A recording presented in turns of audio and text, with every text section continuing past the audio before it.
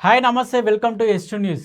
అందరూ ఎంతగానో ఎదురు చూస్తున్న స్థానిక సంస్థల ఎన్నికలకు సమయం దగ్గర పడుతున్న కొద్దీ నాయకుల్లో కొంత టెన్షన్ మొదలైంది. స్థానిక ఎన్నికల సంస్థల్లో బీసీ రిజర్వేషన్ ఖరారు కోసం ప్రభుత్వం ఏర్పాటు చేసిన బీసీ డెడికేషన్ కమిషన్ తుది నివేదికను ఖరారు చేసింది. రాష్ట్రంలో 56% మంది బీసీలు ఉన్నట్లు గుర్తించినట్టు తెలిసింది. త్వరలో ఈ కమిషన్ సర్కార్కు నివేదికను అందజేయనుండగా పార్టీల్లో రిజర్వేషన్లపై టెన్షన్ నెలకొంది. సర్పంచ్, ఎంపీటీసీ, జెడ్పీటీసీ, కౌన్సిలర్, కార్పొరేట్లకు త్వరలో ఎన్నికలు జరగనున్నాయని అన్ని పార్టీలకు తెలిసినా రిజర్వేషన్లు ఖరారయ్యాకే పూర్తి స్థాయి ప్రణాళికలు రూపొందించాలని ఆలోచిస్తున్నట్లు తెలుస్తుంది. రాష్ట్ర స్థాయి నాయకులకే కాకుండా నియోజకవర్గాల ఎమ్మెల్యేలు, పట్టణ, గ్రామాల లీడర్లను ఒక రకమైన టెన్షన్ నెలకొంది.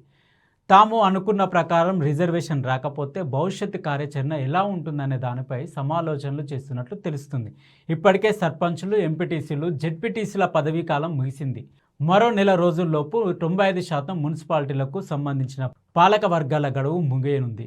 అంతేకాకుండా ఒక మండలానికి కనీసం 5 ఎంపీటీసీల స్థానాలు ఖచ్చితంగా ఉండాలని ప్రభుత్వం ఇప్పటికే చట్ట సవరణ చేసింది.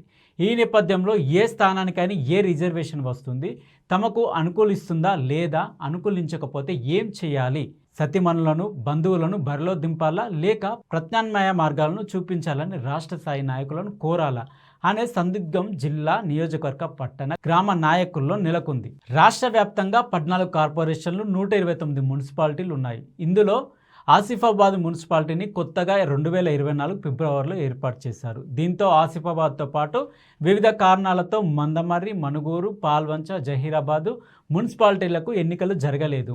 రాష్ట్ర వ్యాప్తంగా 8 కార్పొరేషన్లు, 121 మున్సిపాలిటీల పాలకవర్గ పదవీకాలం ఈ జనవరిలోనే ముగియనుంది. అయితే జీహెచ్ఎంసీ పాలకవర్గం గడువు 2026 ఫిబ్రవరి వరకు ఉంది.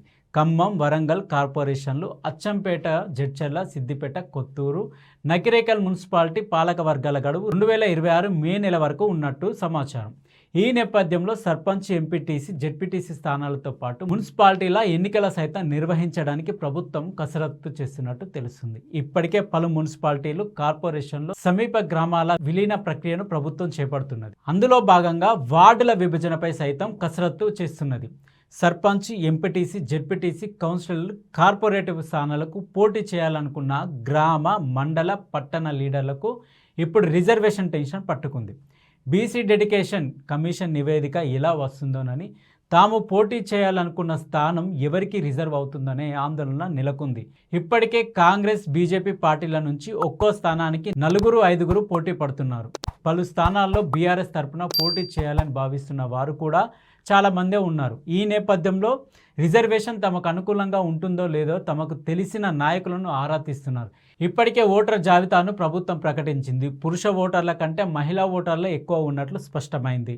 ఈ నేపథ్యంలో బీసీ, ఎస్సీ, ఎస్టీ రిజర్వేషన్లతో పాటు అందులో మహిళలకు రిజర్వేషన్లు కేటాయిస్తే తమ సతీమణులను బరిలోకి దింపేందుకు నేతలు సిద్ధమవుతున్నారంట. రిజర్వేషన్లు తేలాకే పట్టణ, గ్రామీణ ఎన్నికలపై పూర్తి స్థాయి ప్రణాళిక రూపొందించాలని పార్టీలు భావిస్తున్నాయి. అయితే ఇప్పటికే ఎన్నికలపై కార్యకర్తలు, నాయకులను సిద్ధం చేసేందుకు కార్యక్రమాలు ప్రారంభించారు. ఇక టీపీసీసీ చీఫ్ మహేష్ కుమార్ గౌడ్ జిల్లాల పర్యటనను ప్రారంభించారు. స్థానిక, మున్సిపల్ ఎన్నికల్లో అనుసరించిన వ్యూహాలపై దిశానిర్దేశం చేస్తున్నారు. ఇటు బీజేపీ కూడా రాష్ట్ర రాజధానిలో సమావేశాలు నిర్వహిస్తూ నాయకులను సమాయత్తం చేస్తున్నది. ఇక బీఆర్ఎస్లో నియోజకవర్గ, జిల్లా స్థాయి నాయకులు తమ కార్యకర్తలను సిద్ధం చేస్తున్నారు. అయితే రిజర్వేషన్లు తేలాకే పూర్తి స్థాయిలో ప్రణాళిక రూపొందించవచ్చని, పరిస్థితులకు అనుగుణంగా ప్లానింగ్ చేసుకోవాల్సి ఉంటుందని ఆయా పార్టీల రాష్ట్ర స్థాయి నాయకులు చెబుతున్నారు. ఇది స్థానిక సంస్థల గురించి సమాచారం. సో రాబోయే కాలంలో స్థానిక సంస్థల ఎన్నికల గురించి ఎలా ఉండబోతుందో వేచి చూడాలి.